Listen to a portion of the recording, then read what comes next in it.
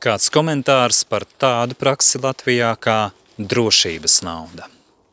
Padomājiet paši, cilvēki Latvijā, cik sapuvis ir Latvijas tiesiskums, ja pastāv tāda prakse kā drošības nauda, lai atbrīvotu no soda. Pēc būtības tā ir varas, morālo kropļu, legalizēta korupcijas schēma, kas nodrošina vairāk tiesību tam, kam ir nauda, lai atgūtu daļu tiesības, kuras atņemot vara manipulē ar tām, protams, apmaiņā pret naudu.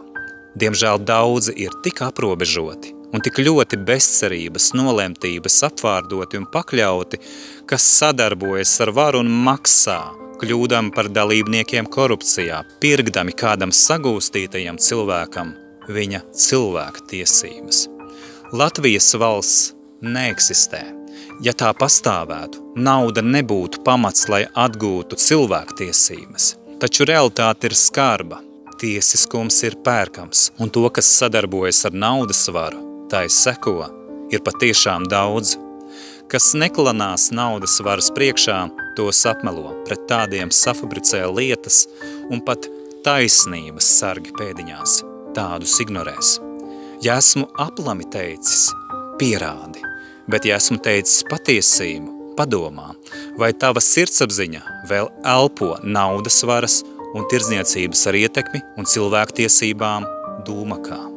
Tātad korupcijā piedalās pat daudzi taisnības sargi un piever acis uz faktu, ka tiesiskums un cilvēka brīvība, pamattiesības šajā miskastu valstī ir pērkamas.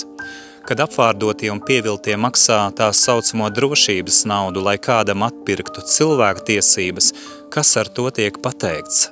Ka maksātāji akceptēs sadarbību ar varas varmākām un apzinās to vai nē, pēc fakta akceptē arī verdzību, sagūstīto un vergu pirkšanu un atbrīvošanu, protams, apmaiņā pret naudu.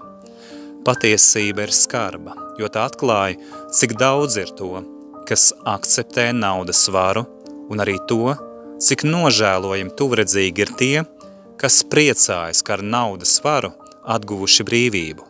Šis ieguvums pēdiņās pārtop par vēl dominējošāku naudas varu politikā, jeb cilvēku attiecībās, kur aklie aklajiem ceļu rāda.